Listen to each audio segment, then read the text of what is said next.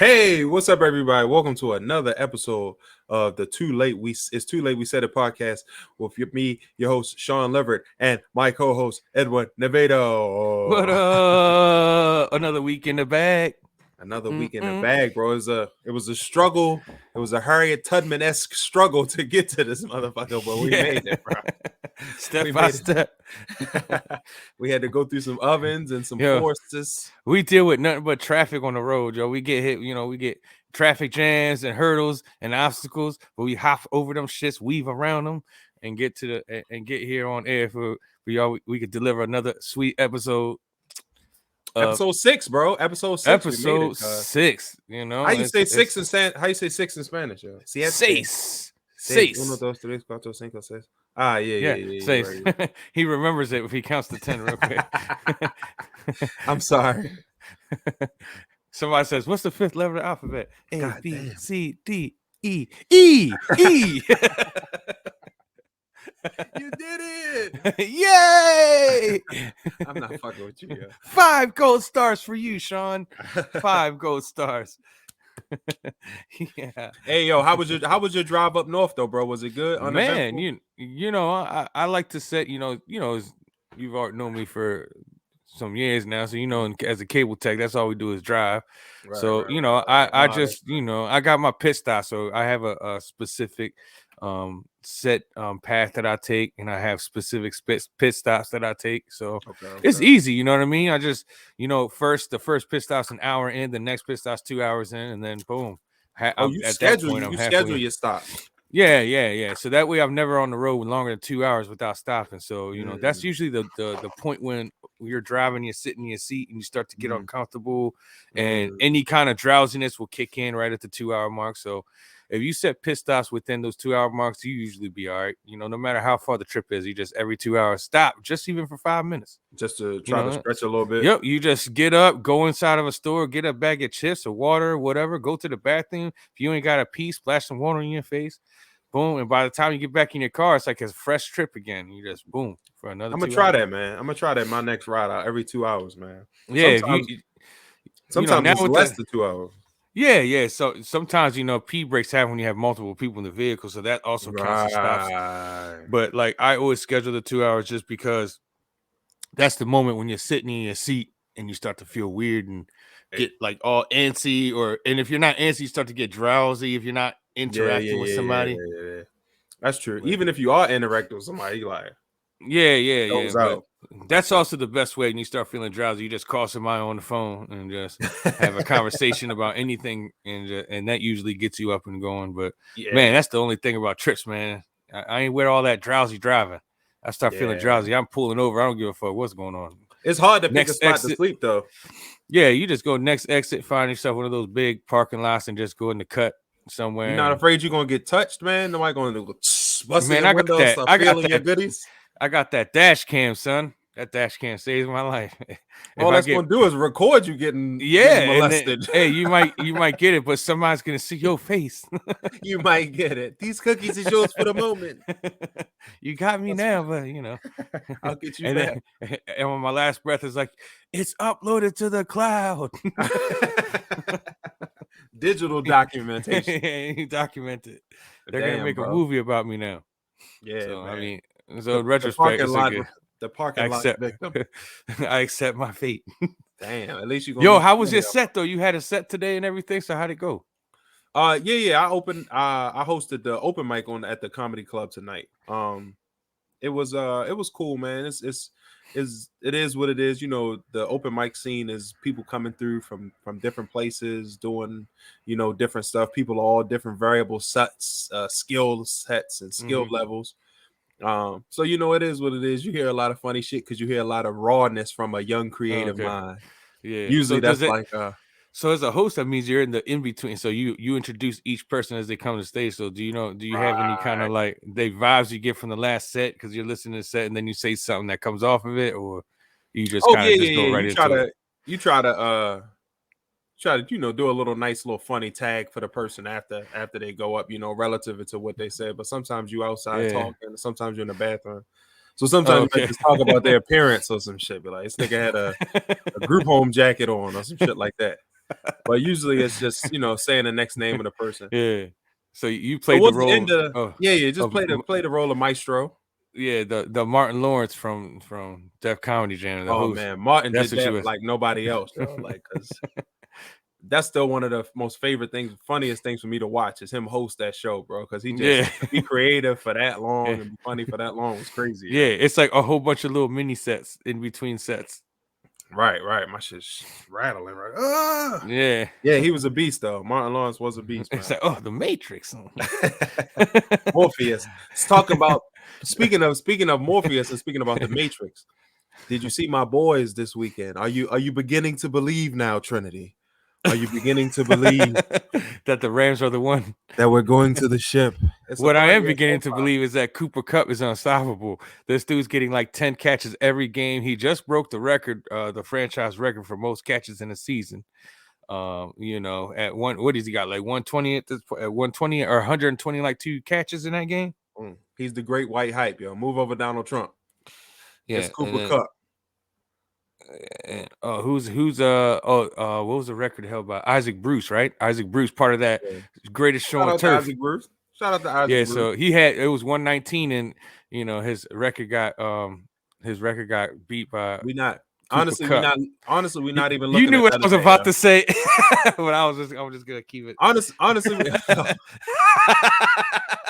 look. Honestly, we not unwritten truth.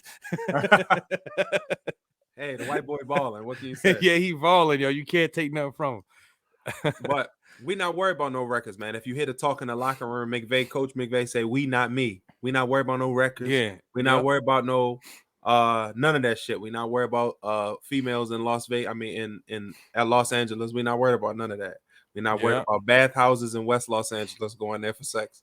We worried about Super Bowls, bro. That's what Coach McVay is talking about. And you see, like, right now they're starting to get hot again. And meanwhile, the teams that was hot, like the other team that's hot is the Packers. The Packers are hot right now. Mm-hmm. But the Cardinals, they look like they lost a little steam.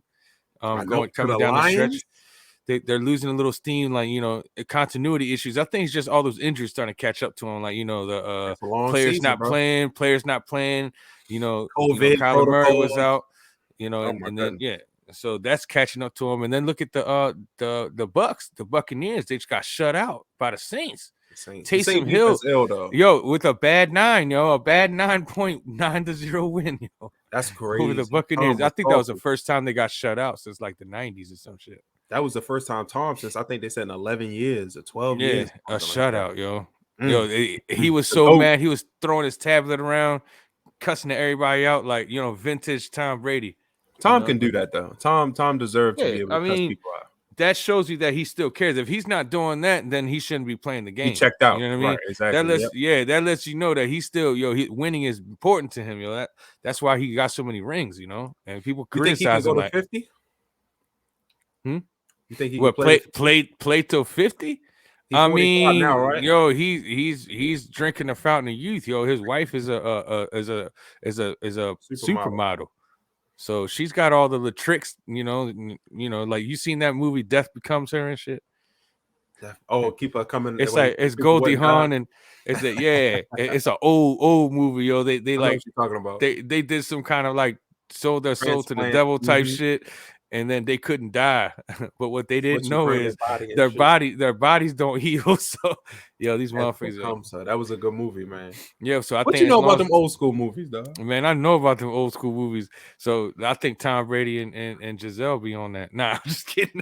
They might be NFL Illuminati. Tom Brady actually looks younger now than he did when he was young. Well, that's called plastic surgery, my boy. They always show him on draft day, and he had the little round chin, and now he got the Tom Ford face. Nigga just strong and beautiful as a motherfucker. Yeah, I would get that shit, man. If I was a trillionaire like Tom, go ahead. Why not, man? Why not go ahead and get that, man? Because his wife a supermodel. He got to change his look up. He can't be looking all raggedy like that. She got those smoothies that got special ingredients in them. Collagen and cocaine. It's like, who knows what it is, yo? All I know is I think he can play till 50 as long as he's playing the way he's playing. He's not really taking a lot of punishment. He's getting the ball out quick. When he's about to get sacked, he goes down. He knows what it is. He's like, I'm 44 years old. I can't be taking these hits. So he doesn't allow himself to take punishment. He runs. And I mean, I've never seen he runs as fast as I walk, you know what I'm saying? But it doesn't matter. He be getting them yards when he need them. Power walk. Yeah. But I mean, that doesn't matter because he does what he does. I mean, I think he can play till 50 as long given that he doesn't take any serious punishment. Yeah, that's cool and all, but he takes a serious injury. That's it. As soon as he takes a serious injury, it's a wrap, yo. Yeah, and let's that talk 40, about 40 plus body don't heal. Hold on. It don't heal like other. Let's bring the brisket to Baltimore. How about that though? Because shit is looking critical, my boy. Yo, you know what's going on right now? We have 15 players on defense right now. COVID and injuries. Yo, we got practice squad players, and we got they can't play like a Raven. We got practice squad players and like third string practice squad players playing right now. Listen, last week I don't want to hear that shit because last week everybody on the Rams had COVID. Our cornerback was 2 days before that a gas station attendant in New Jersey. Now this nigga playing corner on DeAndre Hopkins. So if y'all niggas, if we got to play through that, y'all. Hey, we playing through that. You see that? We was just a 2-point conversion away from possibly winning that game. So I mean, I can't be tripping off that. That's the number one NFC, the number one seed in the NFC. We just played. We lost to them. They lost to Aaron Rodgers. It wasn't that big of a. It was like a loss is a loss. It doesn't matter how the score. When you lose, it's still a loss on your record. Right. But they were competitive in spite of the situation. Our starting quarterback's out. So we had 2 offensive line players that was out. We had a practice squad offensive lineman playing in that game. It don't matter. No, I'm just saying that's the situation. We were supposed to get blown out. We were supposed to get blown out. We didn't get blown out. I don't want to hear that shit, man. I take a personal victory in that. Right. I was like, hey man, we lost by 1 point, to the top NFC team. So who y'all play this week coming up? Who the Ravens play? They about to play the Bengals, and we going in there even more shorthanded than we were against the Packers. How? What happened? Because we got people on COVID list, from Matabike on the COVID list. We got Justin Houston that's possibly not going to play. Of course, we already got the corner situation going on with the safeties and stuff. We got Tony Jefferson just re-signed to the team. It's going to be in rotation. What's up we with literally Lamar? got 15. That's all. You know how many of the 53-man roster? Only 15 of those players are defensive players. We really have no depth at all. So basically, if we go into this game, anybody gets hurt, the coach might have to put he might have suit up, Harbaugh. Martindale might have to put a helmet on and get out there and play nose tackle. He's slow as a bitch. He better sit in the Buddha stance right over center. There's a new COVID clause now. If you get injured, the coaches can strap it up. That might be more of a liability than an asset.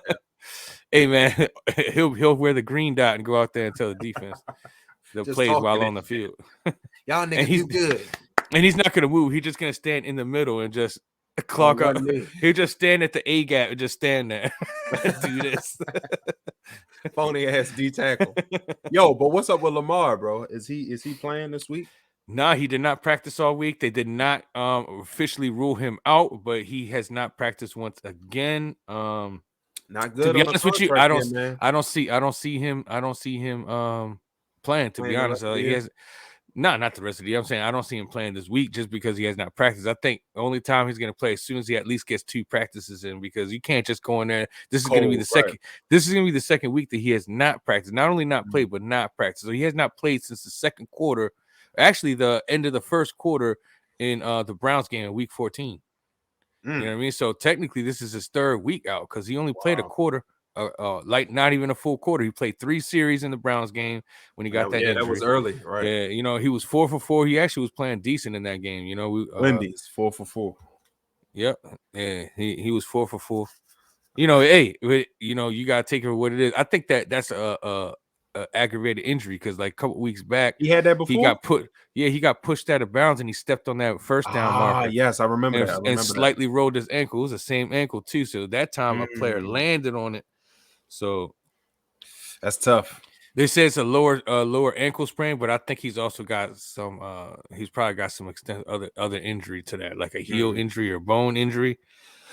I don't think they're revealing, because if it's just a lower sprain, he should be. They could have taped him up by now. He'd be out there at least practicing on a limited basis. He's not practicing at all. So yeah, that says a lot. Lamar, man. Prayers are for Lamar. So who you based off of where we are thus far, who you got from the NFC and who you got in the AFC representing in the Super Bowl? With the top team right now.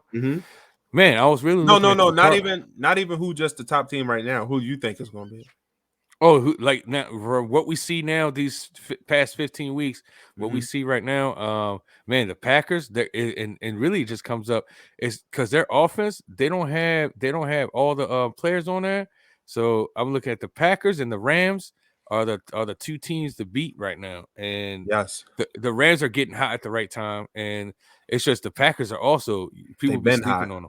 They've been hot, and you can't ignore that. So I think the Packers and the Rams are the teams to beat. Arizona, up until the past couple of weeks, I was thinking that they were the team to beat, but they've been kind of hitting a slump. A wall. We hit a wall a couple weeks ago. Remember that three games in a row. Yeah. And I think Odell's starting to settle in that team now, and he's playing a complimentary role, and he's understanding, like, Cooper Kupp is the man. I'll take whatever he don't get. You know what I mean?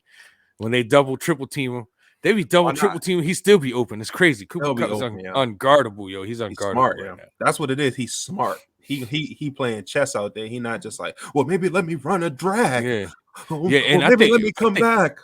That Matthew Stafford, though, him and Matthew Stafford just got the chemistry. They're locked in. They are locked in. They got that twin. They got the twin connect energy. The twinsies. They both scruffy ass white people, but I'm happy with it. I'm happy with the way it's turning out right now. To take y'all straight to the ship, right? Straight to the ship. Straight. No detour, no gas, no ATM. Straight to the ship. But how do you feel about having to go? Because you're going to be a wild card team unless you guys can somehow get that catch Arizona slip. You're one game behind Arizona. I seen today that it's possible Cam Akers might be coming back off of injury. So it's possible, but if you go in, you're definitely it's guaranteed y'all gonna be in the wild card, but you're gonna go on the road and have to go through Lambeau. Who cares? They might get eliminated. Who cares? Yo, Aaron Rodgers got a serious win percentage in Lambeau Field, yo. Listen, bro. When I seen us get a gas station attendant and put him on DeAndre Hopkins, I said, the Lord has blessed us. Like, what? Yeah, but that DeAndre wasn't 100% though. They pump your gas, and that's it. But you know that, right? You know that DeAndre Hopkins wasn't 100%. He didn't even play last week. And what is a nigga that work at the gas station? Is he? He's 8%, nigga. He just can't. They don't give a fuck if he 100%. Yo, speaking of which, talking about the Rams, your boy Kurt Warner got the movie coming out, American Underdog. Kurt Warner movie, Are you gonna? He be throwing shade on the Rams. Fuck Kurt Warner. Yo, he be throwing shit. Yo, but he was the greatest show on turf. Yo, shout out to Marshall Faulk, Leonard Little, Torrey Holt, Isaac Bruce, Gil Arenas, all the real niggas. But fuck Kurt Warner, because now all he does is like, I don't like the way the Rams are doing this. My mom said it's not chlamydia. Yo, remember you said we're gonna rally around Kurt Warner. Who said that? Your coach from the greatest show on turf. He said Mike Martz. He was like, we're gonna rally around Kurt Warner. He said that in the press conference. Good. I mean, I'm glad we won the Super Bowl. And they went straight to the Super Bowl with that team. To the ship. A couple years before that is when I first got on the ship. And I've been riding the ship smooth ever since. One of the most dynamic offenses in the NFL. Mm-hmm. But y'all got two since then. So we need to get one more. But let's switch gears and talk about this Spiderman movie. A highly anticipated movie that tell me that you saw that movie. Thursday. Yes, I did see it, bro. But you're not gonna like my review. But go ahead. I'm gonna let you go first. No, go ahead. I want to hear this. So you don't like it, is what you're saying. So it was called Spider-Man No Way Home. Right. I woke up towards the end of the movie and I deemed it Spider-Man Dry Way Home because the shit was dry as hell. I was under the assumption that, like, everybody was like, "Yo, all the villains coming back, nigga." So I'm like, all the villains? I'm expecting hella niggas to come back. They got Jamie Foxx cooning. They brought back the Lizard Man. I'm not gonna tell everybody what happened, but Yo, we're at the spoiler point. You know, we could spoil because it's the first weekend. If you ain't see I it, don't want to get shot. hey, yo, Niggas would shoot spoilers. after that. Fast forward to the next section. Spoilers is Okay. about to happen, especially Okay. what I'm about to say. Okay, all right. So, So yeah, I'm gonna let. That's but that's me. I'm not as all I'm not as the locked villains, in as all you. the villains have been revealed anyway. That's in the trailer, so everybody knows the villains. That's already revealed. It's what's not known is about the protagonist, and you know, you were asleep, so you probably don't even know what happened. I know what happened with the GG. I know what happened with the GG and what he did to AM. If you follow my drift, the Green Goblin and Aunt May. Yeah. So I guess we don't have I to know spoil all of that. that. That's okay. So that's all you seen. That's all you remember. I mean, it was various bits and pieces I saw. Hey man, if you fell asleep, then I'm sorry that happened. My wife liked it. My wife liked it. Yeah. Anybody that stayed awake liked the movie. Maybe I'm just a drowsy. Yo, check this out. This movie's got a 99% approval rating amongst audience members. It's got a 95 critic approval rating. You're definitely the 1%. You're the one dude that fell asleep, said this movie's trash. Every time my dad used to go to the theater, he fall asleep and always say the movie's trash. But then when he stays awake, the movie's good. So if I see him sleep, we don't even wake him up. We're like, Dad, sleep. Yeah, he's not gonna like this movie. Wake your dad up and say, "Wake up, man! That movie was boring." And I was like, "Is that why you were snoring? Because it was boring." He's like, "Nah, I was tired." But yeah, that's what. So of course you didn't like it. I expect you not to let you miss like pivotal points, but I did see a good portion of the beginning. I saw a good portion. I mean, everybody was in there. Yo, did you catch the cameo, the Matt Murdock cameo? No, I didn't. Oh, you fell asleep that soon? Their lawyer, that's Daredevil. Who is Matt Murdock? Matt Murdock is their lawyer. He's the Daredevil. I know who Daredevil is, but I thought it was Ryan Reynolds that was a Daredevil. Nah, Ryan Reynolds is Deadpool. So who the fuck is Daredevil? Yo, his series is on Netflix. The Daredevil, the series on Netflix. With the DD on the chest. Yes. Yeah, everybody was wondering if the Netflix Marvel series are actually canon in the MCU. So that was the first time that we got to see a character besides the show Hawkeye, which we see Kingpin from the same Daredevil show appear in Hawkeye. So now we know that the Daredevil show is canon to the MCU. So he is the blind lawyer that was him. That was Murdock. He was the lawyer that was helping out Parker with the whole investigation thing, and he was basically telling him, he was like, was he blind? Yes, he is blind. Okay. Yeah, he's blind. He's blind, and that's what he sees. He can hear everything fine tuned, kind of like frequency type shit. Yeah. So he can hear the sounds that bounce off, and it creates pictures in his mind. That's dope. Yeah. So he sees like it shows you. If you watch the Netflix series, it shows you how he sees. Okay, so like radar sort of. Yeah. So he makes a noise. You make a noise. It's like it's kind of like that, and it shows and it shows a visual. Bouncing. Yeah, the waves, and he could see the whole picture of the room from the sound traveling through the whole room. Damn, like he can even hear like the wind and air going. So he has a heightened sense. You know what I mean? So that's how he was able to catch that brick. As soon as it went through the glass, he heard it, and he could hear the brick traveling through the air. And he was like, Shoo. And then he was like, "How did you?" I'm a really good lawyer. It's like, oh, that's Hollywood, baby. But that whole scene was only set up just to show us. It was just like a treat to the audience. Like, see, I told you he's in the MCU. Just to let us know, because we didn't see him anymore after that scene. That was when Spider-Man got caught. Yeah. And then he was sitting out there with Aunt May and them, and they were sitting out, and then he was telling Happy that he's gonna need a really good lawyer, federal lawyer, to help him out, because they're gonna investigate the Stark Industries, and he's on the hook for that. Since Tony Stark died, Happy's the guy they're gonna look at. I didn't fall asleep on that part. I think I was on a daddy refill popcorn break. Yeah. I didn't. So in any case, I remember that scene. That movie led to that situation where his identity was revealed, and half the people were believed that Spider-Man was not is not a criminal, and helping the other people, half right? believed Mysterio saying that he murdered him and all that. So it Mm. was split. So the public opinion, so they couldn't get into college. Colleges weren't accepting the applications, and his friend MJ and his friend Ned couldn't get in college either because they're associated with him. So that's what drove the plot to the movie, him going to Doctor Strange to ask him, not Get for everybody to himself, forget. but because he was upset because his Spider-Man troubles has affected his friends, and he's seeing them hurt, and he doesn't want them hurt. So he just wanted them to be able to go to college and live their lives. And that's really the epicenter of the movie was And that's why I Spider-Man felt growing so. from a kid and becoming a superhero and understanding sacrifices. That's the driving point, him trying to be selfless and say it's bigger than him.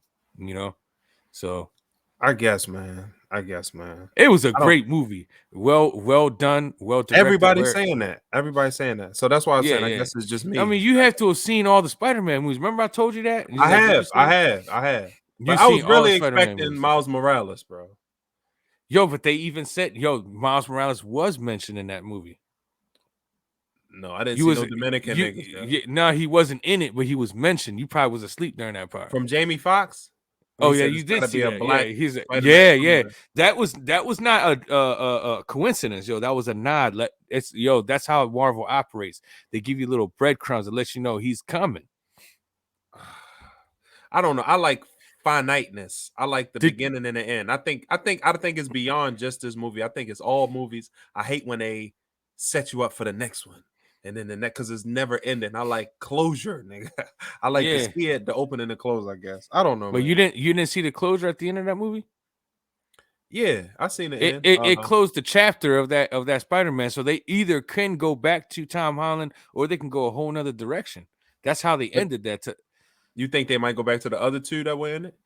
I mean, people are talking about that, but I think they're gonna explore possibility of. But right now, that's what leaves it open. You could see a Tobey Mm, Maguire Spider-Man in the Sony verse, or see another because now they're all three exist. They exist together and and separate the option is because there. because of the multiverse means that you can have a whole movie that's separate from the MCU. Sony could literally do another Andrew Garfield movie, and it could exist and coexist or not coexist with the MCU version. So it gives them that freedom to do a movie any way they can that does not disrupt the MCU, because we know that Andrew Garfield is part of another alternate reality. You see Mm, what I'm saying? And they could bring him back in the same way they just took him back out, through the multiverse. So that just opens the possibilities up. And also that means that Miles Morales is a very big possibility. My theory is this. At the first post-credit scene, this is spoilers right here, yo. The first credit scene, you're gonna see that it cuts back to Eddie Brock and Venom, and they're inside of a bar. mhm. In this It's bar, what Moana it looks somewhere. like they were already, because at the end, if you saw Let There Be Carnage, they decided to get away to a remote island just to like decompress and try to figure out what path they want to take, whether they want to be anti-heroes, superheroes, and they're having a discussion about being the great protector. So he's like, we want to be the lethal protector, and he's like saying that's a stupid name. So they're like joking about that stuff, and while they're doing that, he's telling Eddie Brock that the symbiotes have like interdimensional and like hive mind. So it means that they're all of All their connected. lives are all connected. So he has the memories of other past symbiotes all across through the universe. So he's But like what did he it mean says, when he left a little bit there, though? well, I'm getting to that. So when Okay, they were okay. having that conversation, this is the end credit scene to Let There Be Carnage, and they were having that discussion. He says, I don't think you're ready, Eddie, for me to give you the information. He's like, I'm ready. So right when he's about to say that, we see a big spark, like a gold spark, and light go. And then right after that happens, he says, what did you do? And then Venom was like, I didn't do that.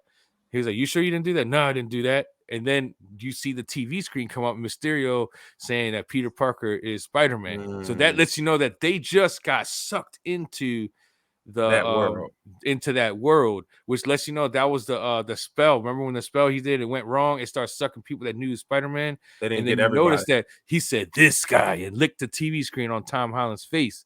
That lets you know that he Mm, recognized that Spider-Man is Peter Parker, which means that he got sucked into that universe. But man, because this they is were just on that island, He was there the whole time. They were just in that island drinking, getting drunk the whole time. Peter Parker was fighting all these dudes. That's why they said it was only five villains. But they were like, "Yo, what happened to the sixth? It's supposed to be the Sinister Six." Venom was technically the sixth villain, but they didn't get him. But known he wasn't in the fight. He was at that bar the whole time drinking. So then that's when he got drunk, and he's like, "Maybe I should go see this Spider-Man in New York." And then that's when they got sucked back into their universe again after Doctor Strange corrected the spell and everyone forgot. They got sucked back to their universe, and he left a little. Oh shit!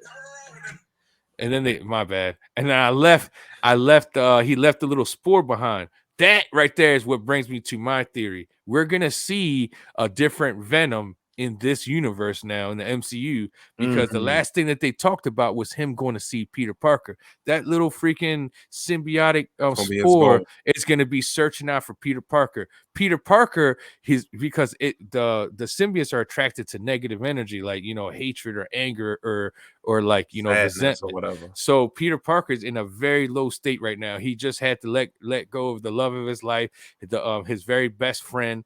He has nobody knows who he is. He lost. Oh man, I'm not going to say that part. You know who he lost. He lost somebody important to him. He's by himself. He's got to start all over. Nobody knows who he is. And the symbiote is going to go whoop. He's going to be sleeping, and then he's going to wake up. Yeah. He's going to be asleep, and the symbiote's going to attach to him, and he's going to wake up in the black suit. Boom. The Venom series happens. This is now. Stick with me now. Now, but hold on, Edwin, didn't this already happen? Yo, that's another universe, bro. That's Spider-Man 3 of Tobey Maguire. We're gonna do it's so deep, yo. It's too this deep, is the Tom Holland version. So he's gonna wake up in the black suit. Too damn deep. He's gonna wake up in the black suit, and we're gonna get an introduction to the Fantastic Four, because in the comics, when Spider-Man first was interacting with the symbiote, he started noticing that his attitude and his energy was changing, and he was a little bit more aggressive. So we went to Reed Richards. Reed Richards, he's Mr. Fantastic, the dude that can stretch. He's a scientist, an intergalactic scientist. So he studies scientific rocks in like intergalactic matter and stuff. So he knows how to study stuff that's not of this earth. Jessica Alba. Yeah, Reed Richards. Jessica Alba. Yeah, that's all I remember. that she played his younger sister. But anywho, so that's where he's going to bring Reed Richards. Reed Richards is going to tell Tom Holland, you got to get rid of the symbiote, because this symbiote is going to eventually permanently attach to you. And once it does, you can't get rid of it. So he's going to try to get rid of it. And then that's when he's going to run into Miles Morales. Miles Morales is then going to enter into the MCU. And that's literally how Miles Morales gets his start, because the original Peter Parker dies and Miles Morales takes the mantle of Spider-Man from there. I believe that that's in his universe. I believe that Miles Morales is gonna help him get rid of the symbiote, and when he does, the symbiote's gonna attach itself to Eddie Brock of Tom Holland's universe, and that hatred is gonna be a fight. So it's gonna be Spider-Man. He's gonna tell Miles Morales, like, "Yo, check it out. This is my fight. You sit back. I got this." And Miles Morales is gonna feel guilty that he doesn't help him, and Peter Parker ends up dying fighting Venom. And then because of that, Miles Morales then becomes the next Spider-Man, and he's going to kill Venom. And when he kills Venom, he's then going to be the next Spider-Man to carry on the mantle. Oh my God! I might be right. I might be wrong, but that's my whole thing. If you're right, you're a genius. If you're wrong, nigga, what the fuck, bro?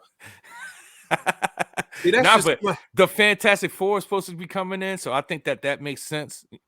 It's just too much. He would show up. It's too much connection tie-in. It's too much networking. I just want straightforward entertainment. I don't want to have to think 7 episodes ago and remember. Well, I'm just saying, in a ballpark. I mean, in a nutshell, I don't know. There could be different ways. That was a big ass nutshell, Edwin. There's different ways that they could like find a path to get to that. But I'm just saying that's like, yeah, that's the this next 3 movies of Spider-Man is going to introduce Miles Morales into the MCU, I think, at some point, man. But that's what they working on 3 more movies, and Tom Holland has not signed no contracts, so we don't even know if he's going to be the guy or not. We just know that Tom Holland was who Spider-Man was just now. Yeah. So we don't know. He has not. There's no confirmation that Tom Holland is going to be the Spider-Man for the next 3 movies. So we know that 3 more movies is about to start going into production, but we just don't know where the storyline is going. But we do know by seeing that little symbiote there that we know that that's going to be part of the next 3. Yeah, so we know that that's going to be part of it to some degree. Are we going to get another Maximum Carnage? Because we got Morbius coming on, and we need Black Cat, so we're going to get a Gwen Stacy. She becomes the Black Cat, So hold on, has Marvel ever put something in place and never touched it? Like did it for no reason? Like had like, let's say the symbiote. Yeah, there's different versions of Spider-Man. That's what I'm saying, because they soft rebooted Spider-Man. That story arc where Spider-Man loses, everyone forgets Spider-Man. That's happened in the comics. That's like a soft reboot. They did that so that they could restart the Spider-Man story again without having to like tie in all of the stuff. So if everyone forgets your Spider-Man, it's a fresh start. You know what I mean? You could start a whole new character line and everything. The only person that stays the same is Peter Parker. Yeah. Okay, so that makes sense. So that's why that's insignificant that happened at the end of that movie, because that ends that trilogy. We could literally not see Zendaya and Ned again, and it would be completely fine, because as it's justified, because they don't even know who Peter Parker is. So unless Tom Holland comes back and starts following them and watching them over time, that's the only way they could bring him back in. Otherwise, we could just completely go in a whole different direction. Hold on, she did say, "Come find me, or I will find you." And he went in there and he was about to ask her, and then he decided that he was going to let them be so they could live their lives. But hold on, what if she just remembers somehow on her own? She did. Her face, the look on her face showed that she knew something was up. It was like he repeated to her, "Then you'll never really be disappointed." He repeated that line, and she's like, "Wait a minute, I say that. You got my coochie wet, Spider-Man." And then his eyes was watering when she said, "Is there anything else?" Eyes started watering. He was like, "No, that's it." Puts piece of paper back in his back pocket and walks out the store. That was a little bit heartbreaking right there. Yo, that was heartbreaking, yo. And he moved to the projects. He was like, "You guys are about to forget who I am." She's like, No, I don't want to do that. I don't want to do that. She's like, "There's got to be something we can do." There's nothing. There's nothing. Hey, you want to know an interesting thing? What? Ned, in the comics, Ned becomes Hobgoblin. How? Huh? Don't worry about how. Just know that he becomes Hobgoblin. Do you know why that's interesting? Remember when Tobey Maguire was telling his story and he said how his friend tried to kill him? He's like, his best friend, then he tried to kill him and then he died. And then Ned went to Tom and says, "No matter what happens, I promise I'll never go crazy and become a supervillain and try to kill you." Remember he said that? I thought that was pretty funny, because nobody was laughing. They could be joking at the fact that they're playing a joke, because people that know the comics know that Ned becomes Hobgoblin and he does try to kill Spider-Man. So it's like, could it be that him forgetting who Spider-Man is and he goes into a path of villainism? And then turns out that Peter Parker, that's another theory. And then Peter Parker goes, I gotta make him remember that we were friends once. But then he's like, ha ha ha ha ha, we were never friends. And then he has to fight his best friend and kill his best friend. So be it. Yeah, who cares? Yeah. It's deep. Sometimes you gotta kill your best friend. Yeah. Damn, anyway. Yo, it's so deep, yo. I don't know. I can't invest that deep into that. Bro. Yo, there's a lot of story arcs that comes off of that. That's why when you look at it, you just seeing just the picture in front of you, but you don't see the possibilities that opens up. And comic book fans are just going crazy because they know that this movie can go anywhere now. You could either go the Venom route, you can go a completely different route, because they just rebooted Spider-Man at this point. So it means he can go in any direction. He's got a clean slate. So is that more exciting than the movie itself? The possibilities of what it could mean? Oh no, the movie itself was super exciting to see 3 Spider-Mans fighting together side by side. Oh, spoiler. All 3 Spider-Mans are in the movie. They helped Tobey Maguire, Andrew Garfield. I thought that was amazing to see them have the little banches back and forth, and Toby was like, "I got a back problem," and Andrew's like, want me to crack it for you?" He's like, "Yeah." He's like, he cracks him right in the middle of the height of the fight. They had the little jokes when Ned said, "Hey, Peter," and they were like, "Who? Me?" And they were pointing at each other. Peter that Parker. was also a nod to the comics, because there was a nod in the comics when there was the 3 Spider-Mans pointing at each other.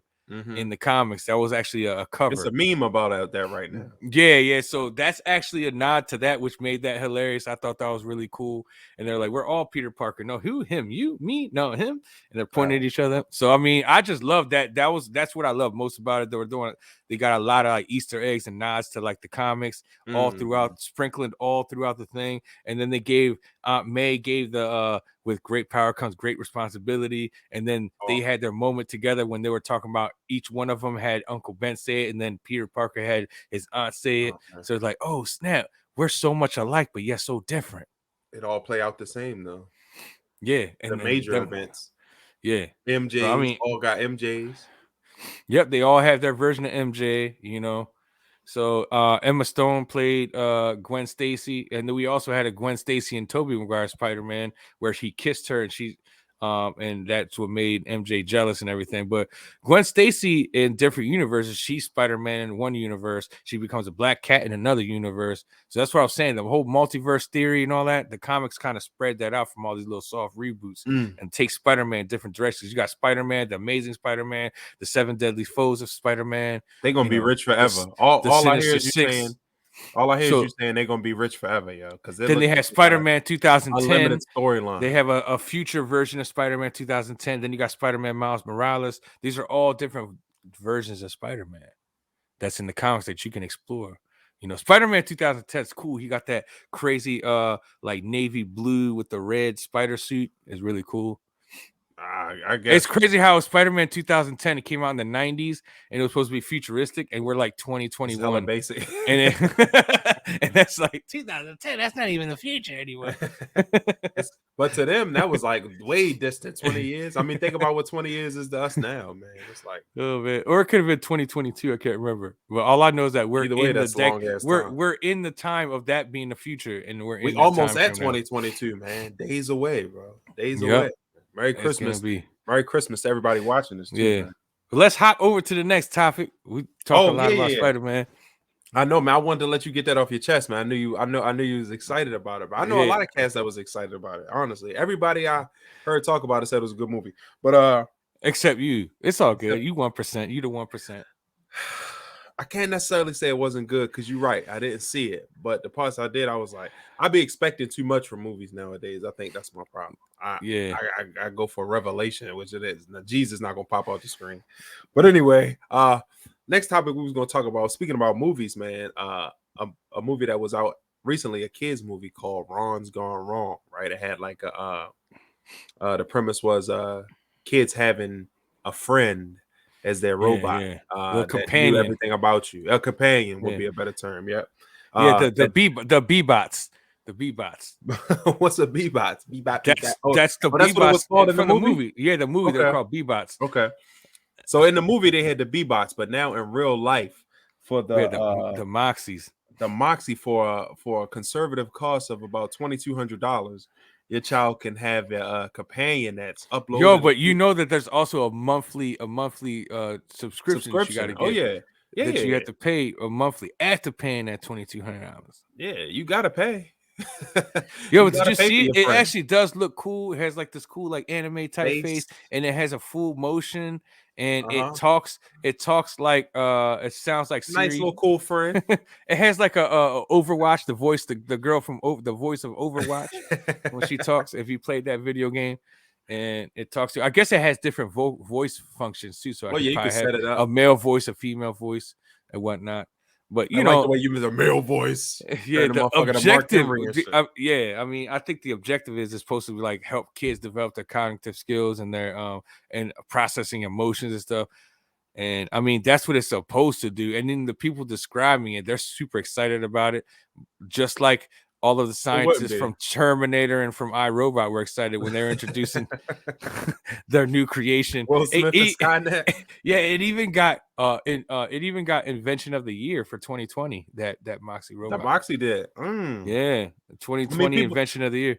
People handle emotional things in different ways, but I feel like having a false person there for you as emotional support just is like a crutch.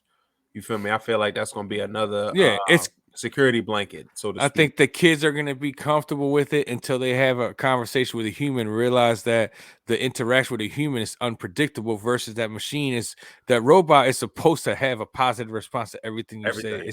It's supposed to make you feel good and confident. The problem with that is it's gonna give you a false sense of confidence, and then when you get humbled, you might crash hard like Ronda Rousey when she first lost, talking about she wanted to commit suicide. Why you sending shots to Ronda? I wasn't trying to send shots to her, but just imagine, she was so used to winning. Everybody around her was telling her she the best. She believed it to the full maximum capacity that she was already looking beyond her opponent and not realizing she was fighting a person that was a champion kickboxer, champion boxer, and she's in the UFC fighting for a championship. So she was fighting a serious contender, and she was looking past her like she wasn't nothing. Didn't want to shake her hand, and then when she got knocked out, she wanted to commit suicide. So that's what I think that maybe it's not to that extreme. It ain't that deep. That's why I was like, God damn. So, but so think one about star it. on the Moxie robot, huh? Yeah, I'm not feeling that situation at all, And plus, I'm a big Terminator fan, and I'll be watching that universe. Then you seen iRobot. You know what I mean? Will Smith was not wrong, Great movie. He never trusted them things, and he wasn't wrong, Mm-hmm. And it's the truth, I just but what you think the outcome will be for kids?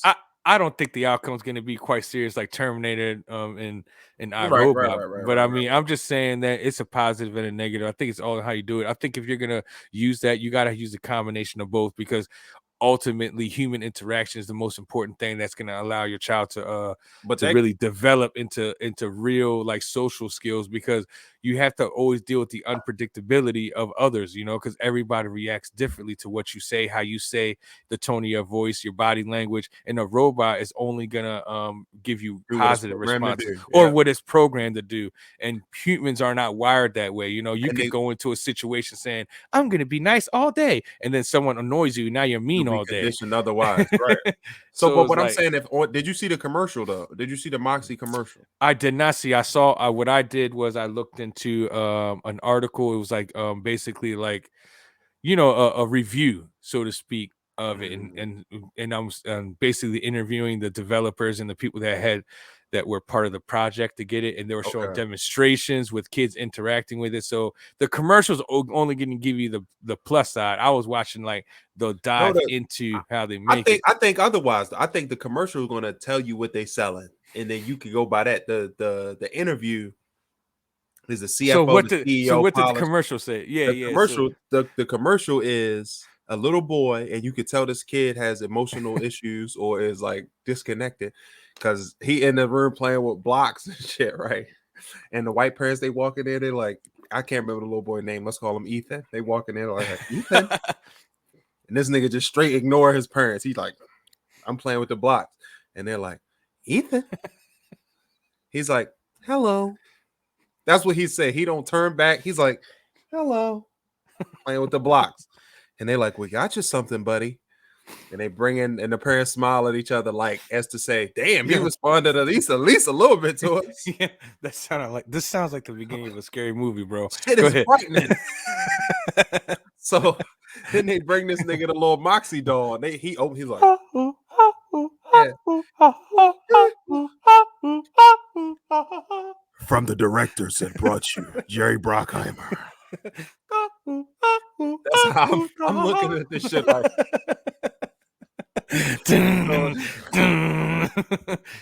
Hell yeah! How did he react when you got the thing? So they're like, Ethan, and he's like, hi. And they're like, we got you a little something, buddy. They bring him the Moxie doll, and the Moxie doll's like, hey, I'm your friend. I'm like, ah! Yo, and it's pretty much this kid is like so super antisocial, and the robot, like each of his interactions with the robot is like, I have to go to school now.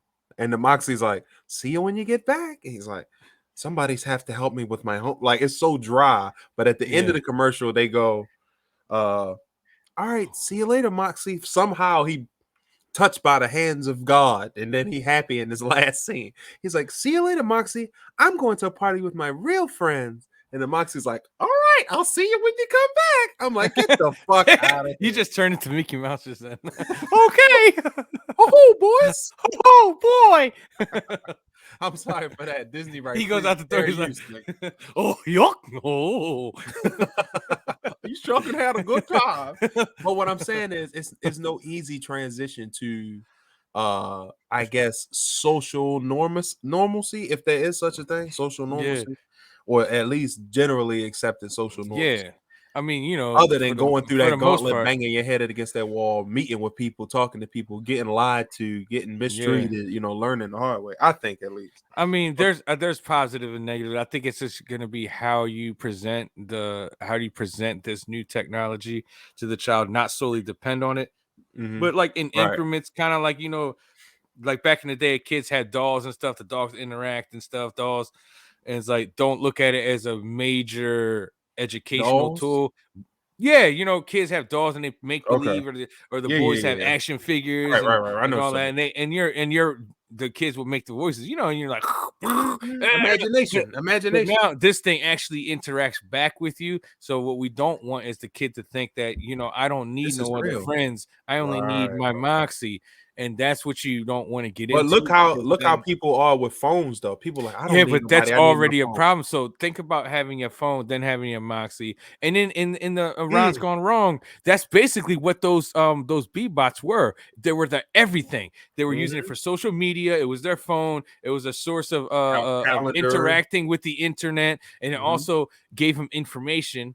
So they search information. It was kind of like their living Alexa or living Siri. Right, right, right. That's true. That's true. And it would learn them, and it would learn the kids so that it would be exactly their mirror image of themselves.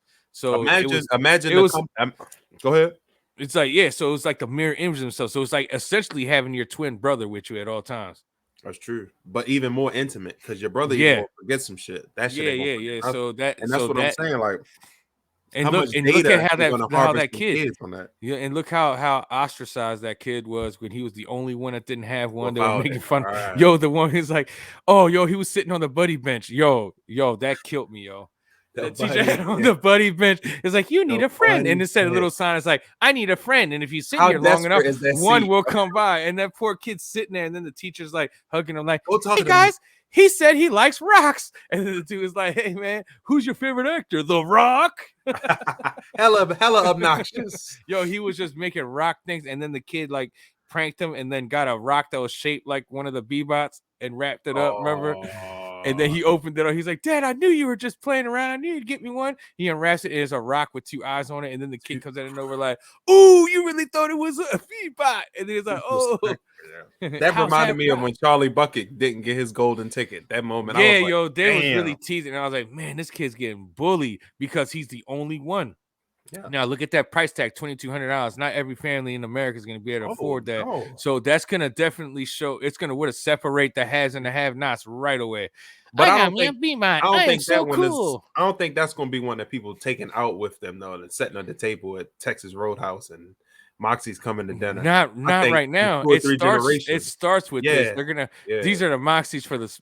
I think that the project originally was V1. for kids, that had social anxiety and social skills. So like, mental health, kids that Right, were on the right, right, spectrum. right, That's right, what right. these robots are originally designed for. But then you know how it goes. We start off for Capitalism, this, baby. we start this for like a rehabilitation type of thing, a mental rehabilitation type of deal. And then Mhm. now they turn it into this huge marketable thing. It was like, this is the only friend your kid really needs. Mhm.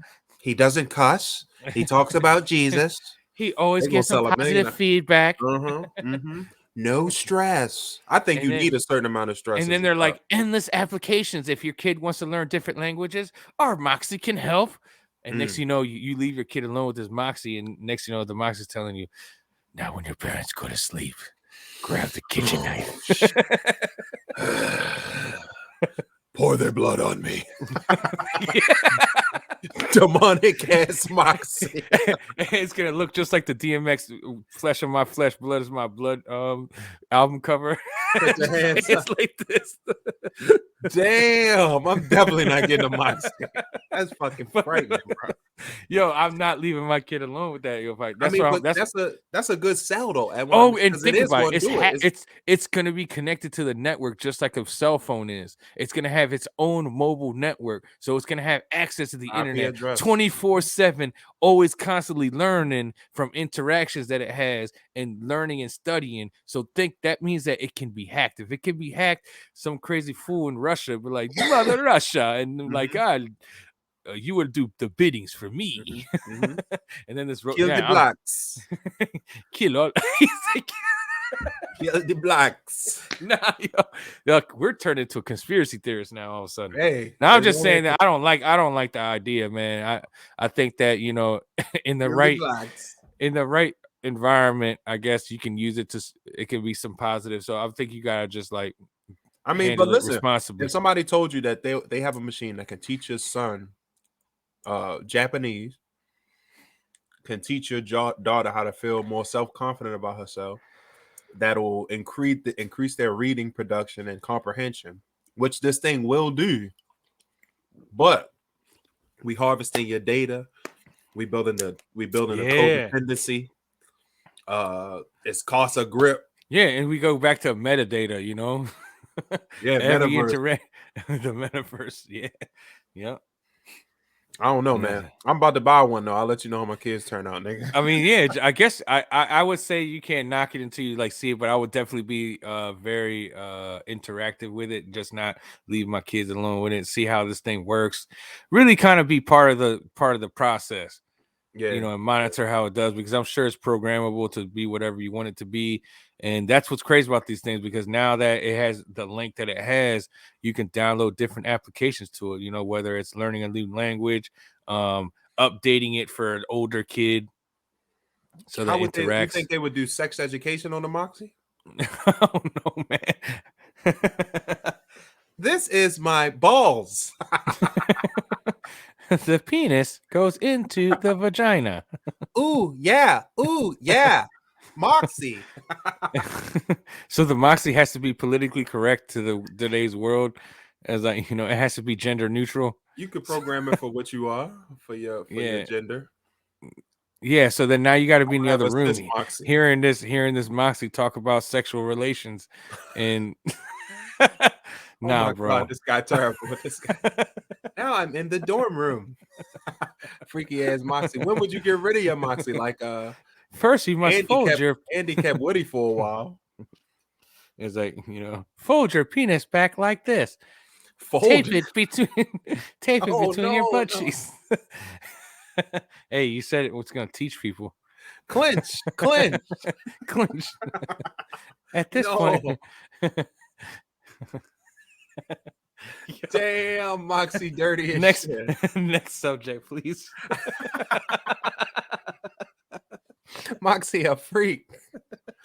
Oh my God. All right, yo. Speaking of electronics, man, for kids, or not even for kids. This is for adults. Now, this is something that I do myself. Almost every guy I know, I don't really have any friends over 30. I mean, under 30.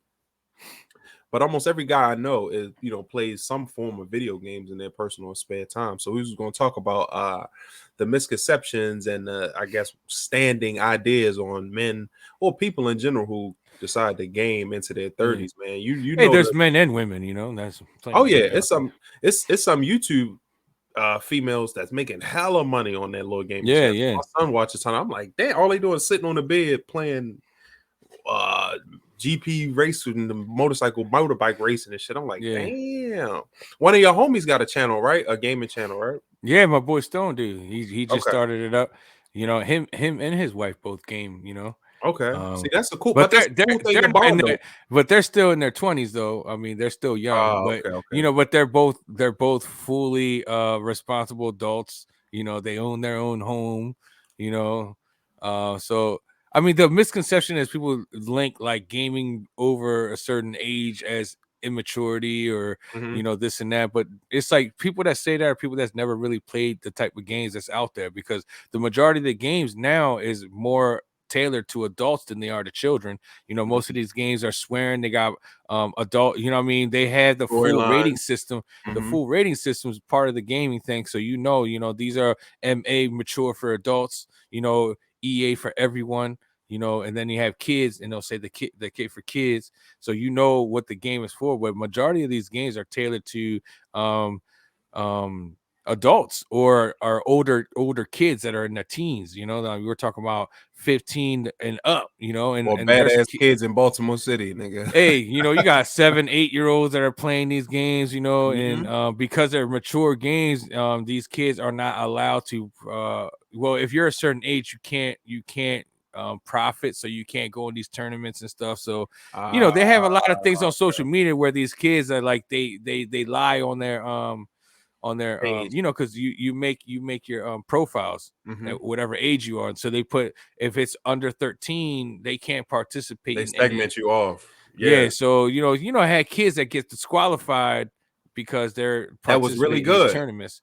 Yeah, and they're really good. So stuff like that, their accounts get banned. Damn. So I mean, it just goes to show that these games is not just for kids. I mean, ultimately, when it, The e-gaming industry is a $1 billion industry. yeah, Big this is money. all, there's tournaments out there. You got from kids that's like 15, 16, all 18, early 20s, but these tournaments are paying out thousands and thousands of dollars, and I mean, they got teams that they formulate. They got like sponsorships, Millions like of dollars in some cases. the same type of sponsorships you get for like NASCAR, where different like companies sponsor you. That's the same thing. They wear uniforms Jack that have Link beef sponsors all jerky, I on, seen. so they look just like NASCAR drivers coming out there, but they playing video games. And it's just a different type of industry now. And I think Mhm. people that don't know that, they just associate games with just immaturity and kids, and don't realize that how complex some of these games are and how they improve your critical thinking skills, Mhm. and your Mhm. hand and eye coordination, Right. I mean, and drones and shit now. I mean, it's and real world team applications for it building. now.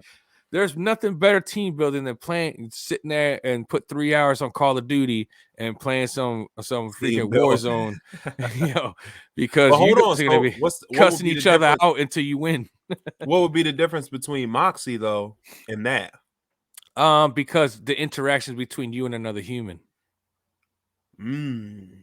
Is it though? It is.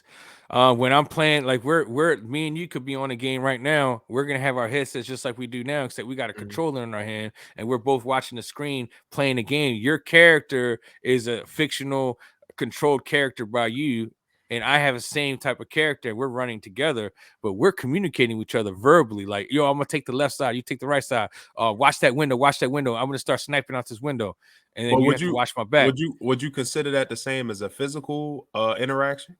No, it's not at all. Not at all. Nothing's gonna be more, rewarding than face to face, or like, person to person interaction where you guys are actually hanging out together. Like, which would you prefer? A game of Call of Duty or going out playing paintball? Because you could do the same thing that you do on Call of Duty, going playing paintball with the team. In my You 20s, could do a paintball. six v Right six. now, Call of Duty. Yeah, but what's more rewarding, I mean, what's more exhilarating? You're probably gonna get Oh, the more paintball, of out of course. going out to play paintball, because you guys are physically going out there and doing the But do, that's what I'm feeling saying. them That's feeling them paintballs smack against your body and sting. They sting really bad, by the oh way. yeah, I know. I still If got a it few hits if markers it from if it life. hits skin, you're gonna get some welts and Ah, bruises. yeah, you That gonna thing feel that shit. smacks hard. But But what I'm saying though, it's still a buffer. Like the Moxie is, it's a little bit. It's It different is, because you it get is, in the it live is. reality. But the difference between a Moxie and the Call of Duty is that the interactions is between a person and a person. A person controlling a Unpredictable fictional still. character, where the Moxie is an actual AI. You know what I That mean? you gonna dictate That what you're comes out of interacting it. with Okay. a non biological being. This is Okay. Yeah. a mechanical being that's programmed, whereas the game is programmed, but the interactions are between people, and the Mhm. strategies that you get are with people. Certain boundary restrictions, but the things will happen Yeah, inside yeah. is But then you pre-play. got puzzle games, like one player games, or people play like World of Warcraft. There's Mhm. like deep That's heightened big too. stories. These are huge worlds that are like big fictional worlds that are very complex, and it does increase your critical thinking, because you have to really really understand that world To and the create a life in it. complexities, because you're actually creating characters that have different attributes, and you got to customize it, and that character is going to be weak versus this type of character, strong versus this type of character. So when you're playing that game, you have to have a team that's all different. The most closest game to that would probably be like Overwatch, where that's a shooter game, just like Call of Mhm. Duty, except Overwatch deals with each character having a specific set of characteristics. You got healers, tanks, You got to defensive build a posse. You characters, got to build a crew. offensive player, a player that's built to deal a lot of damage but takes a lot of damage. So then you have to get a tank that can take a lot of damage but doesn't deal as much damage. And then he builds shields. So it's working together, interacting with the different attributes. Imagine when all of that gets on the metaverse and you can like in 4-dimensionally. Oh yeah, like full on Ready Player One. Like full on Ready Player One. You seen that movie, Ready Player One? Yo, that's fully immersive universe. That's gonna they're be really crazy, trying to bro. they're really trying to build a world into that. And think about Facebook is taking those first steps and going into the metaverse, trying to be interactive in a way where they're trying to create a world that's within a world. Did you see the movie Surrogates with Bruce Willis? Surrogates, I think I did. I'm trying when to remember. they lived in like little cryogenic pods inside their homes, but they would go in and then their like robotic surrogate would get out and live their life for them. Oh yeah. And they could make them beautiful and all of that. Yo, yeah. And then I was always intrigued by that movie. Surrogates wanted, and then the surrogates started wanting to be the real ones. Yes. That was an underrated movie. Shout out to Bruce Willis.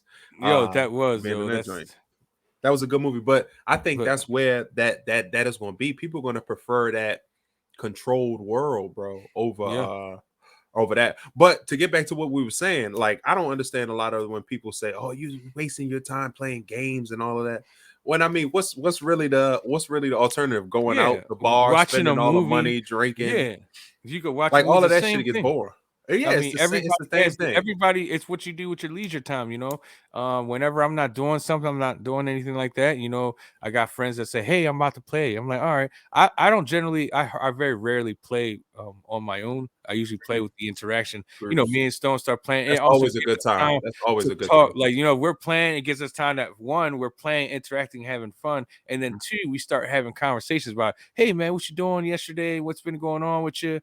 And you really have some real conversations while you're playing this game and enjoying it. So it's like multitasking. You're like doing two things at once. So the interaction between that's really what I get from it when I'm playing it. It's an escapism. Right. I'm no longer thinking about, man, these bills, or gotta do this, or I gotta wake up in the morning. You just escape from it and go into this world, and all you're thinking about is the objective in the game. Right. And then interaction with your buddies, and you're just joking and having a good laugh. And I would say it's a little bit less mindless than just watching TV, because you are trying to solve things and out strategies and things like that. Yes. And, like you said. Yeah. And then you play puzzle games like, games that have puzzles, like what's the game? Resident Evil's puzzle based, where it's a survival based puzzle. The decisions you make, using your ammo inefficiently, you run out of ammo and it kills you. So you have to think about specifically how you play that game to get to the end. And then you got games like God of War. God of War is full puzzle based. Sometimes you're going to these stages, you get stuck for hours trying to figure out the puzzle just so you can get to the next part of the stage. Twisting the islands and shit like that. Yeah, moving things and having like these little these symbols, and you gotta like make sure that with the room that you was just in, you had to pay attention to how the pictures were aligned. So it tells you a password. So now you gotta run all the way back to go look when you just realize that was the password to enter. Shit so like many, that, many great video game franchises, bro. So many, man. So these games do a lot, and people not understanding, like, I don't want my kids playing, but you have to look at the type of game. What all parents got to do is you want to make sure your kids are getting games that are positive. Every game has a review. Now with YouTube, you can literally just type the game on YouTube, and there's a YouTuber playing the game. You could watch the whole gameplay and decide. Parents out there that want to buy games for their kids, just the kids are going to tell you what games they want. And if you have a strict set of guidelines, type the game on YouTube. You're going to see a YouTuber playing the game. A lot of people just say that, and you can see the game for yourself. A lot of parents just say that though, because that's what everybody say. It's like, I don't let my kids play video games. Yeah, so it's just it's not just about the video game. It's the type of video games. There's different types. There's educational video games. There's action video games. There's problem solving video games. Puzzle video games. That's Moxie. And it's everything. Moxie is in video games already. They ain't invent nothing new. You can get all of that stuff through video games, but then you also have to remember the world that you're getting into. If you're playing like Call of Duty, you have to understand that there's a lot of toxic behavior that happens in them chat To rooms. say the least. A lot of like racism. I'm gonna tell you right now. Sometimes people are just throwing bombs left and right just because they're like, I'm online and you don't know where I am. So that's what I'm saying. They give you that buffer. It give you that safety net. Yeah, the safety net. Yeah, it really do. And like I know, man, they be throwing them out there, and you be like, wow, yo, you wouldn't. It's like, please go out tomorrow morning and go to a coffee shop and just say that out loud. I bet you won't. I do it all the time. It's like, man, you 13. You gotta argue with I learned long ago not to get mad in them chat rooms, bro. They be going broke in them chat rooms. Yeah, but that's fun. That's fun. Some of my best times was in a wild ass chat room, bro. Yeah. Where they just saying everything.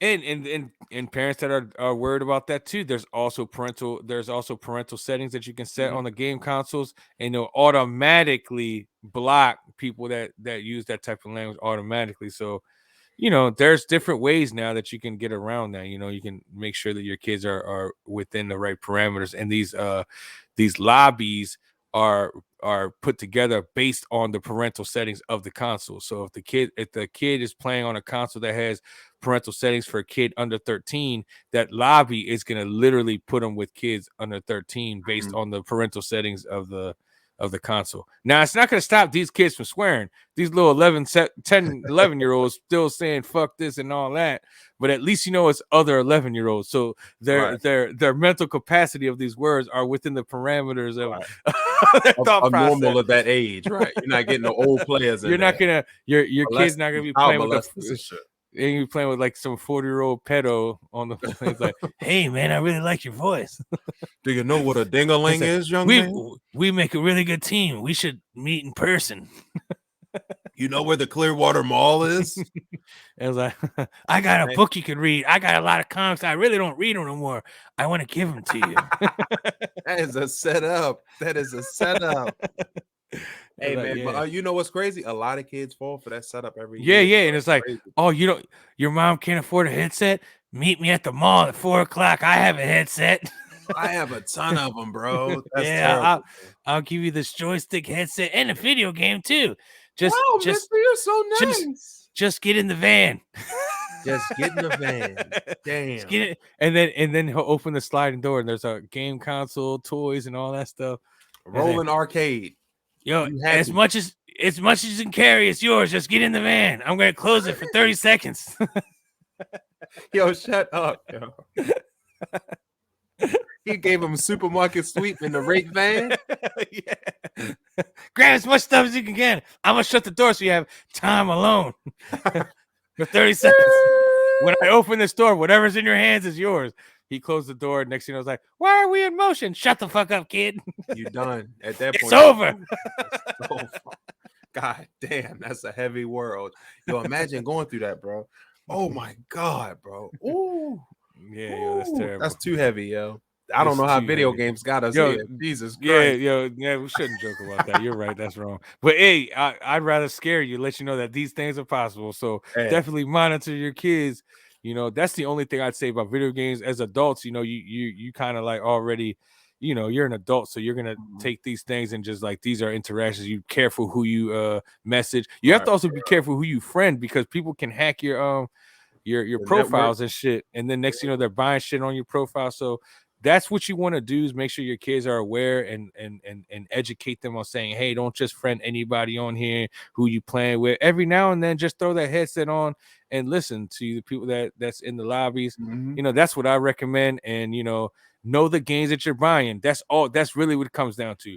So if you're playing a game that is adult based, then obviously it's going to be adults playing it. So your kid's going to be playing with adults that swear and say all kinds of profanities. So get the games that's good. And if they're online, make sure you're paying attention to the lobbies they're in. That's it.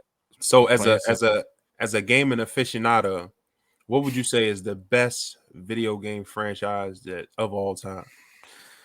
The best video game franchise of all time is going to be between Metroid and Zelda. You wouldn't say Grand Theft Auto? Fuck no, wouldn't say no Grand Theft Auto. Not even close. Why? Because it's not the greatest video game franchise. If anything, I'll say Mario before I say Grand Theft Auto. But you know Mario not popping like Grand Theft Auto. I had way more fun playing Grand Theft Auto. Shit, let a Mario game come out right now. See how many people buy it. I think that's for nostalgia and to say I got Mario. For having fun, Mario's the OG. You know, you're I saying the respect greatest. the OG. I respect the OG, but Grand Theft Auto, what? Yeah, but Grand Theft Auto is definitely not the greatest franchise of all time. But I'm saying it has its own lane. You know what I mean? It really did revolutionize the way games were made. You know, remember the first Grand Theft Auto? It was from a high helicopter view. You're a tiny little dude, but the fact that you could do whatever you want when you wanted, That was open world, revolutionary, right? and that's really what it came to. You know, when they had the GTA, was it GTA 3 when it brought it down to the third person view. You know, you got the third person view, and you're the little character running around. Yo, that was official. That's when you start seeing swearing. You agree? Well, no, because I'm gonna give it the praise that it deserves, but I'm not gonna call it the greatest franchise. There's no way Mario is better than GTA, bro. Yo, because if anything, I'm gonna still look at like Zelda, and even now the new Final Zelda Fantasy. game, that new Zelda game's off the chain, the new Metro game's off the chain. And those are just video game franchises that I grew up on. So I'm biased. Listen, you know, Super Metroid was Grand my Theft shit. Auto, Metroid 1 was my shit. In Grand Theft Auto, you can walk in the barbershop and get dreads cut into your bald. Yeah, you could even walk into a strip club too and throw money. You know, and go into the champagne room. Bro. And then you could kill him instead of paying him. Damn. Yeah, if you choose to go out that way. Yeah. And then you get just a star. And it shows kids that you could, as long as the stars are there, the cops are going to chase you. But once you get rid of them stars, you're in the clear. Damn. Ain't Great parenting. Ain't no cheat code to get rid of them stars in real life, though. Hey, yo, I'm just going to let you know I had a GTA experience that happened to me and shit. Fucking 14-year-old kid ran up and stole my shit like GTA, yo. I need this. Yeah, yo, I was throwing away some trash, left my car running, and I just walked away like 50 feet from the vehicle. I threw away the trash. By the time I turned around, this kid was sprinting. He was sprinting. It was one of them kids that's sitting on the curb, like at the side of the gas station. And I noticed him like, oh, he's sitting there asking people for change. But I didn't know this kid, he was on some other shit. He was trying to get at the ski mask way. Yo, he took your car, yo? Yo, right in front of me, bro. I was walking, threw away some trash. I threw away some trash. Yo, I'm gonna send you the video. Remind me when we're off air. Oh, you got the gas station footage? Yeah, I got the video, son. Oh my goodness. Yo, and this girl was there too, and I just walked away trash, and I turned around and I just saw the kid run and jump in the car and and then I looked over. She's like, "Yo, do you not know them? Did he just steal your car?" I was like, "Yes, he just took my shit." So he took your shit. I was like, "Yes, that really just happened. Let me get your phone, please." Wow. My phone was in the car, and I had my GPS on. So but as he was pulling out, he threw my phone out the window. Oh, but the thing that saved me was I have GPS in the vehicle from the dealership, because they do that too for certain finances and stuff, like certain dealerships, like used car dealerships. Yeah, they put those GPS joints in there, you know. So that's a blessing. Damn, how young was the kid? He had it for 14. Oh my god, 14-year-old kid. Wow. Yeah, he wrecked the shit out that shit. That's what the video is. The video is of me doing video footage of the wrecked vehicle. He freaking went, and guess where he wrecked? I was like 7 minutes from my house. He ended up, the police chase went right into my actual neighborhood, bro, like in the back. So he wrecked down the street, across the street from one of my son's friend's house. Damn. So now that story this was in Carolina. It's here, just around the corner from where I am now. So every time I go down that street, that's like the story of this neighborhood. Everybody remembers that crash. Because this dude, he was going down the street and the cops was chasing him, but then they stopped because they knew they had GPS. Like, no need to keep chasing him. We'll just but the kid didn't know that. So he's flying doing like 80, 90 miles in the residential, comes up a little hill, and then he loses control of the vehicle, hits a stop sign, and it forces him right into the back of a construction van. The construction van then hits another car in front of it. The car is totaled. Airbags deployed. The whole front end's pushed in. He made it though, right? 360. Yeah, the kid was disoriented. He gets out the car to try to run, but he was disoriented. He just got smacked in the face by that airbag. So this dude was woozy. That Oh, airbag's no joke. I don't even think he had he may not have his seatbelt on, got smacked by the airbag. that Derrick Henry airbag. Yeah, cops called him, And then Damn, I used the money that I got from the car and got the Camry that I got now. I got a new car with it. So the negative turned into a positive. But that was some GTA shit. You know how you just run up and just knock the person out and then take their car? It's the only difference is I was away from the vehicle. That he ran in, took my shit like GTA, just whoop, hot there, and started listening to Salsa. Started listening to Salsa on the way out. And then throws my in Miami. I think that's the real reason why I threw my phone out. He's like, "Get the shit out." Some trash. Some trash. Throws my shit out. I was like, "Hey man, that's Frankie, yo, fucking asshole. That's disrespectful. Don't disrespect my shit." Hey yo, I'm not fucking with you, yo. But GTA though. Yeah, GTA. I mean, I think it's the best. It's the best one. I'll give GTA the props. GTA does get props, but the best video game franchise is Zelda and Metroid. But what I'm saying, like, how Zelda? Because I know Zelda's fun. It's cool, but it's not popping. Because it's Link. They even had a animated series that came off of that shit. See, yo, Mario has a movie that's about to come out now. Ain't no GTA movies. See, I don't have no. Yo, if anything, matter of fact, I take that back. Mortal Kombat. That's the fucking best franchise. I'm talking about video game. Mortal Kombat or God of War. Mortal Kombat or God of War. Now what? Talk to me. I can't. Talk to me. I can't. Talk to me. It's so deep. It's so deep. The GTA is just so deep. It's so many stories, so many wild ass missions. Yeah, GTA 5 is still going too. I expected the 6th one to be out by now. I mean, they're going on they're taking their time because GTA 5 is still making money. People still. And how can you top that? How can you top that? GTA Tokyo, they're gonna have to do some shit like that. It's mods. It's really PC gaming. PC gaming is really extending the life of some of these franchises because GTA 5 has like one of the most greatest mods that people have mods. They just be changed, like making them into superheroes. You can like modify like the character, even though the principles of the game stay the same. You can modify the looks of stuff and alter some of the effects of the game to match. People have made a Flash one. They made a Superman one. I be where seeing he just running around making the cars go flying. Those are the PC games that be modifying the games. I see sometimes people playing just on Facebook Live. It's just them running up a bridge over GTA, and they'll have like 2,000 people watching that. Yeah, it's and like, you just do all kinds of crazy stuff. Those are probably PC gamers. You can modify. You do those mods, and it just enhances the game, the game experience. Can't do that. You can't do that to Mario, man. That's all I'm gonna say. You can do it to any game. If it's on PC, you can modify that shit. These motherfucking programs you can't modify Mortal Kombat, and make it popping like that. Hell yeah, you can. I mean, what you gonna do? You gonna put Jesse Jackson people mod that too. They modified that too and like changed like made character like Cassie Cage look like made Cassie Cage look like what's her name? See? But what's her name from Joker's girlfriend? What's her name? Oh, Harley Quinn. Harley Quinn. They made it, and then the shit was so popular that they actually made a skin. Mortal Kombat actually made a Harley Quinn skin for Cassie Cage because of that. But that's what I'm saying. The most fun you're gonna have is making somebody look like Dr. Umar Johnson fights. I don't know, Barack Obama. But yeah, you could do stuff like that. And then they made but that ain't fun skins, like what's popping on GTA. But they made skins and made Jax look like dude from was it from Predator, the first Predator?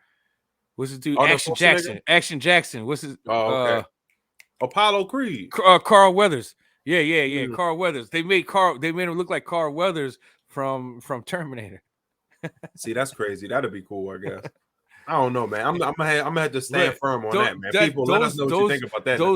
Those skins that they did in Mortal Kombat are all based off people modifying and doing mods and stuff. So then the game's like, if you guys are modding the game, we'll take advantage of it and we'll make these skins and people will buy these skins. And who does it best? Fortnite, yo. Fortnite Fortnite just keeps bringing skins upon skins upon skins upon skins. Just making paper. They're like, buy these V-Bucks. Yo, kids, you know what they want for Christmas? I just want some V-Bucks. V-Bucks, that's it. Give me some V-Bucks, mom, and I'm cool. Fuck cash. Fuck cash. Give I me some want V-Bucks. Yo, that's real talk. My son, he haven't played Fortnite in probably about 6 months. I had him off of it clean. Yeah. I'm proud of him. But that nigga was a V-Buck billionaire. Everything. Yo, Let me get $20. They just put the V-Bucks. whole Spiderman joint on the thing, so all the Spiderman skins are in. I know they doing numbers. They probably got the Matrix. The Matrix 4 came out. They probably got Matrix characters right now. Remember when Stranger Things had Stranger Things? Yo, they are literally riding every social cultural wave that's out there. Yo, any new dance comes out, they're making that dance on Fortnite tomorrow. It's like, yo, that night they can fuck the dumb yo, shit. And then they be selling. I'm like, yo, they making dollars, yo. But I mean, that's another that comes off from the mod world though. Yeah, that's from the mod world. It was all happening from people on computers just playing around making mods. And now these developers are like, if you guys are gonna make mods and just do it for fun, what if I just get developers to do these shits and then I sell it back to the consumer? Do the artists get portions of that? I'm sure. I mean, whoever develops the shit, they probably. No, I'm saying the artists that create. Like, let's say you make a mod on the game and the shit becomes super popular. The gaming company be like, hey man, we don't want you. Matter of fact, why don't you just sell me that mod, and they'll buy the rights to it, and then they use it. They'll and they do it the right way officially, so then the gamers can buy it. Boom. So that person probably gets paid. I don't know. I'm just guessing here because I'm not sure. But yeah, I would think that if it's a dance like the Nay Nay and all that, I'm sure the artists, because they also play the music that comes with that dance. Right. So that means the artists, and they also, Fortnite got concerts now too. Remember, they got concerts on Fortnite. These concert events, like that's some meta shit right there. So in a couple years, we might be talking about Fortnite is the greatest franchise ever. Yeah. As far as reach. As far as revenue, they're making the dollars. But I'm saying, I remember me and my wife's sister's husband, and Fortnite died all night and play Fortnite all fucking night, bro. Yeah, Fortnite died for a minute and starting to come back again. It's surging back again. Man, like people stopped playing it, and now they're playing again because they got new events to come out, and then they added the concerts, new appeal. Damn, yeah, and kids just go there, and you just go in there, and you're all in the world like Ready Player One, watching a concert, interacting with the concert, and with the pickaxe. Yeah, and then the artist is in the game playing the music, and it's live, and the artist is interacting with the Fortnite. Did you go to one of those before? I went to the I went to the Marshmallow one. Oh, okay. See, we both attended Fortnite concerts. Yeah, I have that on my YouTube joints. Yo, and actually it was crazy because you could hear Marshmallow interacting with the thing, and he was putting all of his songs in there. That's wild, man. He was mixing all the songs into the concert, and now it's like, I think that Travis Scott wasn't a live performance. No, maybe he was live doing like CPI like the song or something like that. Oh, okay, yeah. So he probably was interacting live, but there was a recorded music, but he was interacting. Right. Yeah, because they put you into the thing, and you could talk to the people in there. So it's crazy. It's crazy the stuff that you can do. But I'm just, I hope we live long enough to see that shit go into the metaverse, bro. That'd be so awesome to see. It's to see a real Ready Player One situation. It's getting there, because VR is really starting to get better and better. It's just they got to figure out people not running into their TVs and running shit. That's why I'm not getting no Oculus, man. I wanted to get an Oculus, but I'm gonna wait till they perfect that, because I would be the one to do that shit. I'll smack somebody by accident, or hit my TV, or throw my joystick.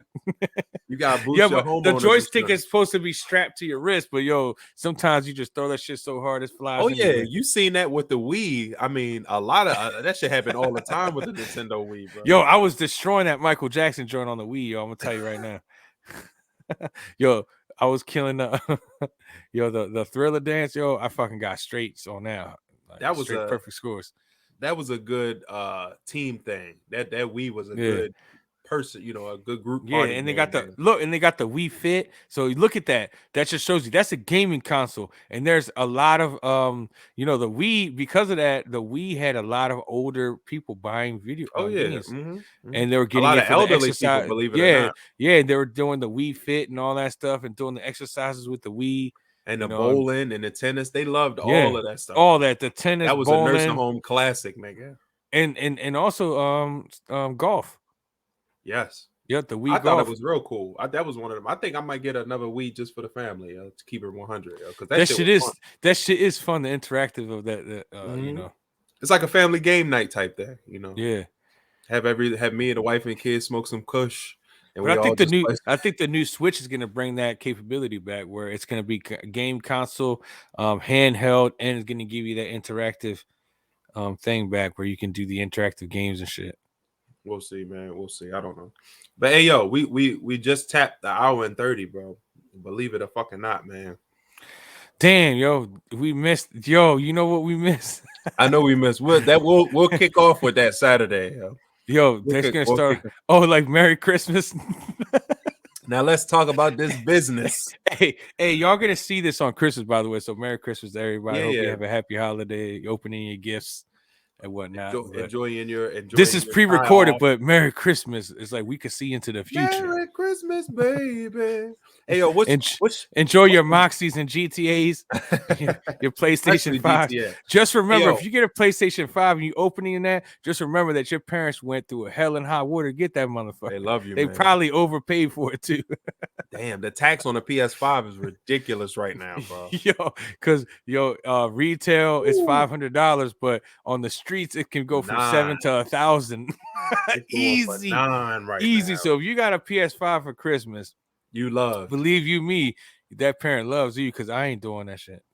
Or they trying to keep some demons in the closet. Either one. They had to go through a they lot. trying to make up for something, and hopefully you forgive them. Look, I don't know where your mother is, but you got a PlayStation 5. Yeah, don't tell the police anything. Give them at least a month of not complaining. Damn, yo. But yeah, guys, Merry Christmas. From here, from us, you're gonna get a double deluxe edition. We got another episode coming out right on the heels of this one on Sunday. It's gonna be good. So make sure you tune in and chime in with some of our debates today, man. What you think about Spider-Man movie? Do you agree with me, or are you free thinking? Are you agree with me? Or you just joining the cult like fucking Edwin? Did you go see the movie without seeing none of the Spider-Man? So none of the reveals hit. Kind of like Sean, he was like, I don't remember none of the movie. I was like, oh, that's supposed to be impressive. Did you go to sleep? Did you fall asleep on the movie? I mean, there was a lot of dialogue in the middle of the movie where they were trying to help the characters. So, I mean, I could see that would be the point where you fall asleep. But yo, you should have known that you was going to a 2-hour, 30-minute movie. You should have took a nap or something. You know what I think was a real good movie? World War Z. Did you see the movie World War Z? That is a very good movie. I was hoping that there'd be a part 2 of that. Man, that was a great movie. Yeah. That to me is a great movie. It was I I even liked the scientific aspect of how he was trying to figure it out. How they brought him on. They had him in the water, and they're like, only essential individuals can live here. So as long as he's out there, it's cold. But it's kind of true though. It's like, a lot of people want to be here, and if you ain't doing nothing to help the cause, you got to get the fuck out.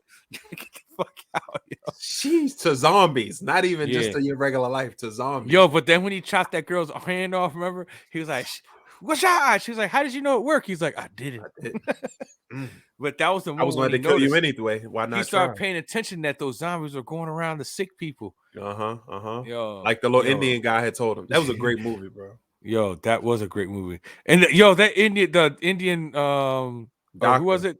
The doctor. Yo, he went out. Yo, that's the definition of not being ready cheering for I was cheering for that dude, and then he comes right out the thing and just pow!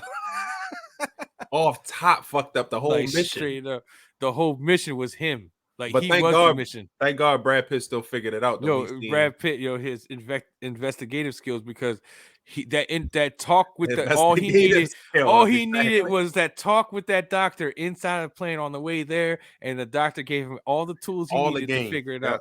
Because he was like, yo, he was a beast because he solved a problem. Remember, he quickly with says the he said it disguises it does its disguise as a best to weakness. disguise its weakness as a strength. As strength. But I'm saying you was right. That was the key word, his investigative skills. As soon as he went to Jerusalem, he figured it out hella quick. Yo, he was He like, saw oh, them niggas shit. in the military. He figured it out hella quick. Yo, he put it all together. He's like, yo, this guy, he was going crazy, but they weren't going after him, his leg. And then he put that together, and then he saw the kid sitting there like this. And then he remembered in the beginning the old man, the old wino was on the that was just side. watching. He was just chilling, watching everybody get eaten. He's like, I got cancer, bitch. Who cares? Damn. But yeah, that was a dope movie. But yeah, y'all comment about that. The Spider-Man thing. Okay. I know it. Hey, I know. Matter of fact, I know what time it is. Remember I told you. I told you I got somewhere to go. Oh yeah. We're gonna wrap this up. So we doing this again, right? Saturday. Yeah. We'll be on Saturday to bring you another episode this Sunday, guys. So make sure you watch this episode right here on Christmas. Enjoy it, and then when you wake up the next day around noon, stretch, wash your nuts, make some eggs, and then another Too Late We Said It podcast will be out for you to enjoy. So it's a double dose. So we're dropping a back-to-back, and what happened to the New Year's weekend? I thought it was back-to-back. I was excited about the back-to-back. You see me right here? Oh shit, we gotta give them back-to-back now. So that means we got recording. So now we got to do another session in the middle of the week again, just to drop one on New Year's. To have one on the shoot. Oh man, we working hard for you guys. That might not get done, Edwin. I'm not gonna lie, but we're gonna at least bring them back-to-back. So maybe we gonna give them back-to-back and then nothing for New Year's. Take a weekend off. Oh yeah, that's right. Cause Saturday, we'll figure it out, guys. Hey, if you don't get it back-to-back, it's because we just realized that we just prematurely ejaculated. Yo, put it like this: we'll give you a back-to-back if it's episode 5. If this episode on Saturday hits 50 views, 50 views before Sunday, we'll drop a back-to-back. So if you watch this and you're the first one to watch it, you better get 49 other motherfuckers to watch it. Tell your mom, tell your aunt. And we'll drop another one right back to back. And that means we'll have to do another session on a Wednesday at like 11 a.m. at night or some shit. That's what cocaine's for, yo. We can get it done. Yo, I'm getting text messages, bro. Yeah, I'm out. All right, guys. Thanks for watching Too Late We Said It podcast. Edwin, from me, from Sean. Have a good night. Merry Christmas. Peace, guys. Peace.